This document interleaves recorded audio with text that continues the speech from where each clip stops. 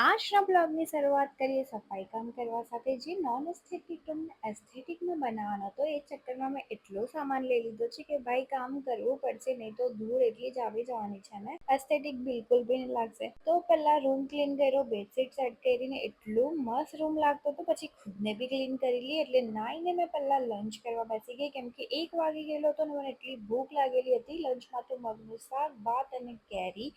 અને આજે બપોરે મારે એક સનસ્ક્રીનની રીલ્સ બનાવવાની હતી પણ મેં નહીં બનાવી. બસ આખો ટાઈમ સોંગ સાંભળ્યા, વાઇટ કરીને અહીંયા કુકી સાથે મેં એક રીલ્સ બનાવતી હતી પણ એને એટલી બીક લાગી તો વિચાર્યું ચાલે ને નીચે જઈને વોક કરાઈ આવું. અને ઉપર આવીને મેં વિચાર્યું આજે પુલમાં જઈશ પણ નીચે છોકરા લોકોની હતા, રોજ એટલી મસ્તી કરતા હોય, મને એટલું મન થાય પણ આજે જ્યારે જવાનું મન હતું ત્યારે હતા નહીં. તો એમેઝોનનું પાર્સલ લઈને ઉપર જઈએ અને પછી અનબોક્સ કરીએ. અને મેં મંગાવેલું હતું વાસણનો ટોપલો કેમ કે થોડાક ટાઈમ પહેલાં જે વાવાઝોડું આવેલું હતું એમાં મારો વાસણનો ટોપલો ઉડી ગયેલો હતો અને નીચે બી એવી કોઈ અથવા પપ્પા હતું નહીં.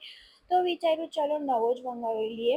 મેં મમ્મીને એ કહીને આપી દીધું કે લેવા તમારું બર્થડે ગિફ્ટ કેમ કે મમ્મીની બર્થડે આવે છે. પછી ડિનર કરતાં કરતાં મેં કે મારી હાલત આવી કરી દીધેલી હતી તો પહેલાં નાહી લીધું અને રીલ્સ એડિટ કરવા બેસી જઈએ. એના જ સાથે આજનો બ્લોગ અહીંયા પૂરો કરીએ પણ પ્લીઝ ફોલો જરૂરથી કરી લેજો.